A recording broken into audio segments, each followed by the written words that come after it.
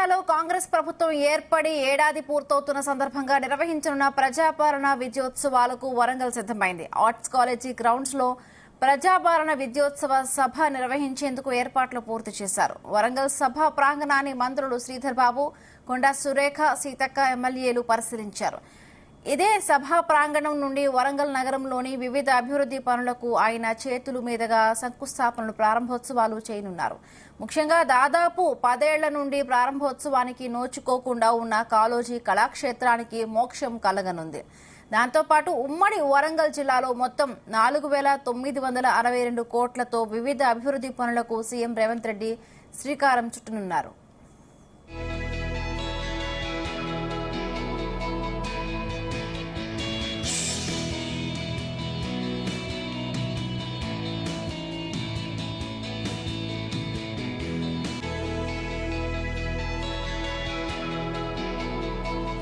ప్రజాపాలన విజయోత్సవాల్లో భాగంగా వరంగల్లో నిర్వహించే వేడుకలకు సీఎం రేవంత్ రెడ్డి మధ్యాహ్నం 2:30 హాజరు కానున్నారు.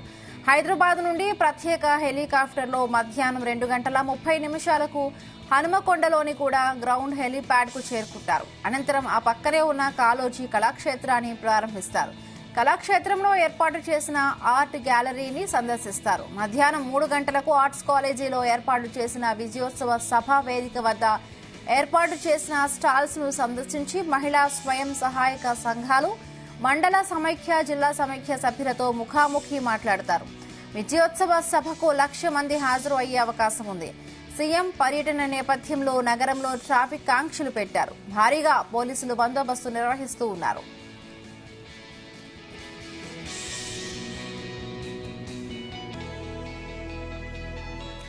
రాష్ట్రంలో 22 జిల్లాల్లో ఈ భవనాలకు ముఖ్యమంత్రి రేవంత్ రెడ్డి ఇక్కడి నుండే శంకుస్థాపన చేస్తారు. ఆ తరువాత ఇందిరా మహిళా శక్తి పథకంలో భాగంగా బ్యాంకు లీకేజీ చెక్కులు, బీమా చెక్కులు పంపిణీ చేస్తారు. అనంతరం వేదికపై ముఖ్యమంత్రి ప్రసంగిస్తారు. ఆ తరువాత హైదరాబాద్ కు తిరుగు ప్రయాణమవుతారు.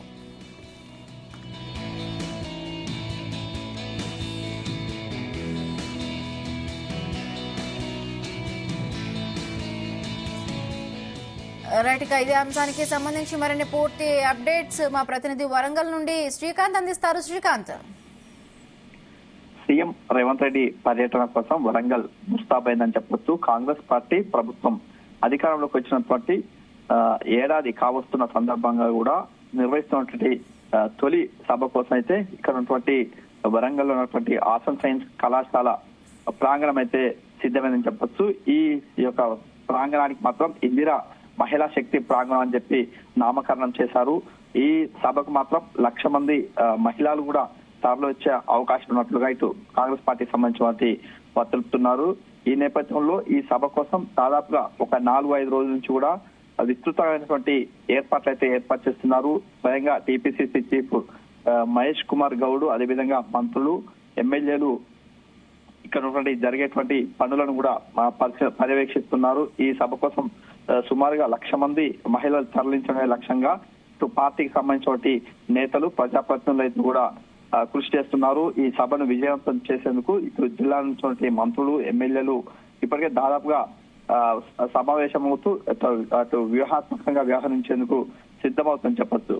మరోవైపు ఇక్కడ అధికారికంగా నిర్వహించేటువంటి సభ నేపథ్యంలో ఇటు హన్మకొండ, వరంగల్ కలెక్టర్లు, అదేవిధంగా పోలీస్ కమిషనర్ అంబర్ కిషోర్ ఝాతో పాటు మరి కొంతమంది వీరంతా కూడా ఈ జరిగేటువంటి ప్రాంగణం, అదేవిధంగా నగరంలో పర్యటించేటువంటి ప్రాంతాల్లో కూడా ఆ సభ సక్సెస్ చేయడం, అదేవిధంగా పర్యటించేటువంటి ప్రాంతాల్లో కూడా అన్ని ఏర్పాట్లు ఇప్పటికే చేశారని చెప్పొచ్చు. ముఖ్యంగా ఇక్కడ విజయోత్సవ సభ నిర్వహించేందుకు ఓరుగల్లు జిల్లాలో ఉన్నటువంటి ఆర్ట్స్ అండ్ సైన్స్ కళాశాలను తీసుకున్నారు.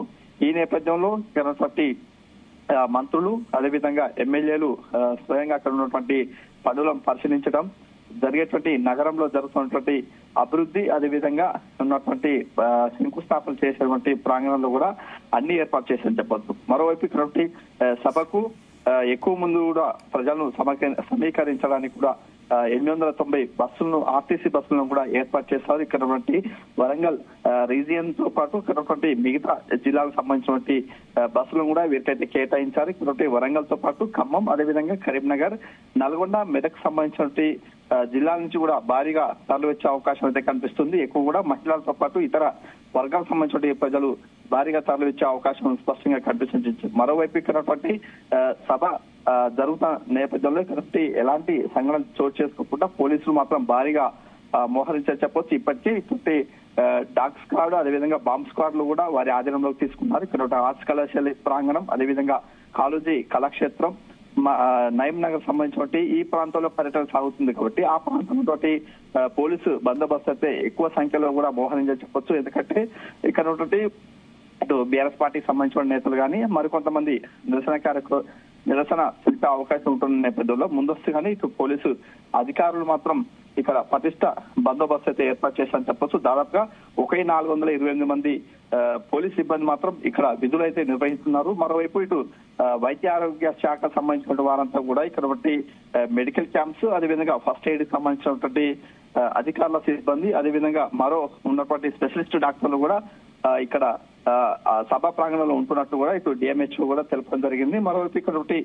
సీఎం పర్యటన నేపథ్యంలో కూడా వరంగల్ నగరం మొత్తం ఇటువంటి పర్యటన నేపథ్యంలో కాంగ్రెస్ పార్టీ సంబంధించినటువంటి జెండాలతో ముస్తాబ్ అయిపోయింది. ఇటు జిల్లా స్థాయి అధికారులతో పాటు అక్కడ మిగతా సంబంధించిన అధికారులు కూడా సమీక్ష నిర్వహించి ప్రతిదీ కూడా క్షుణ్ణంగా పరిశీలిస్తున్నటువంటి పరిస్థితి కనిపిస్తుంది.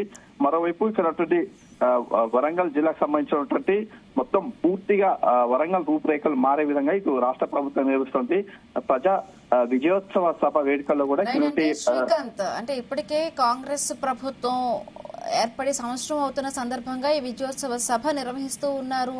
సో సంవత్సరం నుంచి ఏర్పడినా కూడా ఇప్పటికే కొన్ని పథకాలు అమలు కాలేదని అటు ప్రతిపక్షాలు ఆరోపిస్తున్న పరిస్థితి ఉంది. కొంత రైతులు కూడా వాళ్ళకి పథకాలు పూర్తిగా రాలేదు, బీమాకు సంబంధించి కూడా అంటున్నారు. సో అంటే ఇప్పుడు ఈ విజయోత్సవ సభకు సంబంధించి అంటే ఎలాంటి విమర్శలు వస్తున్నాయా, ప్రజల నుండి ఎలాంటి స్పందన వస్తుంది? అంటే ఇటు కాంగ్రెస్ పార్టీకి సంబంధించిన వీరు మాత్రం ఒకవైపు విజయోత్సవ సభలు నిర్వహిస్తున్న నేపథ్యం, అదే మరోవైపు ఇటు బీఆర్ఎస్ పార్టీకి సంబంధించినటువంటి మాజీ మంత్రులు ఎమ్మెల్యేలు కూడా విమర్శలు చేస్తున్నటువంటి సిచ్యువేషన్ కనిపిస్తుంది. ఎందుకంటే ఇటు వరంగల్ నగరంలో ఉన్నటువంటి గత బీఆర్ఎస్ ప్రభుత్వం అధికారంలో ఉన్న నేపథ్యంలో దాదాపు 90% పైగా పనులు మా హయాంలో పూర్తి చేశాం. కానీ ఇక్కడ కాంగ్రెస్ ప్రభుత్వం ఏర్పడినటువంటి సంవత్సర కాలంలో మాత్రం ఏదో తుది మెరుగులు దిద్ది ఉన్నటువంటి 10% పనులు మాత్రమే చేసి వారి వాటాలు వేసుకుంటున్నట్టు కూడా విమర్శలు గుప్పిస్తున్నట్టు పరిస్థితి కనిపిస్తుంది. స్వయంగా నిన్న మాజీ మంత్రి ఎర్రబెల్లి దయాకర్ రావు అదేవిధంగా ఎమ్మెల్యేలు విజయ్ భాస్కర్ ధర్మారెడ్డితో పాటు మరికొంతమంది ఎమ్మెల్సీలు కూడా ప్రెస్ మీట్ నిర్వహించడం అదేవిధంగా ప్రభుత్వం ఉన్నటువంటి కొన్ని అమలు కానటువంటి రుణమాఫీ అయితుంది అదేవిధంగా మరికొన్ని అమలు కానటువంటి వారిపై కూడా విమర్శలు చేస్తున్నట్టు సిచ్యువేషన్ కనిపిస్తుంది. అంటే ఈ రోజు పర్యటన నేపథ్యం విజయోత్సవ సభ చేసేందుకు అనర్హులంటూ కూడా బీఆర్ఎస్ పార్టీ మాట్లాడుతున్నటువంటి సిచ్యువేషన్ కనిపిస్తుంది. మరోవైపు ఇక్కడ కాంగ్రెస్ పార్టీకి సంబంధించిన నేతలు మాత్రం ఇటు మంత్రులు ఎమ్మెల్యేలు వరంగల్లో పర్యటిస్తూ మాత్రం అన్నటువంటి వారు చేసేటి విమర్శలు మాత్రం తిప్పికొడుతున్న సిచ్యువేషన్ కనిపిస్తుంది. శ్రీకాంత్ ఇప్పుడు విజయోత్సవ సభకు అంటే ఎందుకు వరంగల్ నే ప్రత్యేకించి ఎంచుకున్నారు? ఎందుకంటే కూడా తెలంగాణ హైదరాబాద్ తర్వాత 2వ అతిపెద్ద నగరం వరంగల్ కాబట్టి ఇక్కడ వరంగల్లో మాత్రం అభివృద్ధికి ఏదైతుందో ఉన్నటువంటి మహానగర పాలక అభివృద్ధి కోసం 4,962 కోట్లు నిధులైతే కేటాయించడం, ఆ తర్వాతకి ఇక్కడ ఎయిర్పోర్ట్ కూడా మార్గం సుగమం అయింది. ఈ నేపథ్యంలో కూడా ఇటు మహిళలకు సంబంధించినటువంటి క్యాంటీన్స్ కూడా ఏర్పాటు చేయడం, మరోవైపు కాళోజీ కళాక్షేత్రం కొన్ని ఏళ్లుగా ఇక్కడ ఉన్నటువంటి నిలిచిపోయింది. అంటే ఈ సిచ్యువేషన్ లో మాత్రం వీరు కొంచెం దానిపై దృష్టి సారించడం, కాళోజీ కళాక్షేత్రాన్ని పూర్తి చేసి దాన్ని కూడా ప్రారంభించడం, అదేవిధంగా వరంగల్ నగరం ఉన్నటువంటి డ్రైనేజీ అండర్ గ్రౌండ్ డ్రైనేజీ వ్యవస్థ, అదేవిధంగా నయం నగర్ సంబంధించినటువంటి నాలాల పునరుద్ధరణ, అదేవిధంగా ఉన్నటువంటి బ్రిడ్జి ఏర్పాటు కోసం ఇక్కడ గత కొంతకాలంగా ఇవి పెండింగ్ లో ఉన్నాయి. కాబట్టి ఇక్కడ విజయోత్సవ సభ వరంగల్ నిర్వహించడం, ఇక్కడ ఉన్నటువంటి కాళోజీ కళాక్షేత్రాన్ని ప్రారంభించడంతో పాటు వరంగల్ ఉన్న హన్మకొండ ఉన్నటువంటి నయం నగర్ నాలను ప్రారంభించడం, మరోవైపు ఇక్కడ ఉన్నటువంటి మహిళా శక్తి సంబంధించినటువంటి భవనాల శంకుస్థాపన కోసం అయితే దీన్ని ఎంచుకున్న సిచ్యువేషన్ కనిపిస్తుంది. మరోవైపు ఇటువంటి మామూలు ఎయిర్పోర్ట్ కు సంబంధించిన భూసేకరణ కోసం 205 కోట్ల నిధులైతే కేటాయించడంతో, అదేవిధంగా టెక్స్టైల్ పార్క్ ఉన్నటువంటి రోడ్లు స్కూళ్లు సదుపాయాల కోసం 33 కోట్లు, ఇట్లా ఉన్నటువంటి కాలేజీ కళాక్షేత్రానికి 85 కోట్లు, మరోవైపు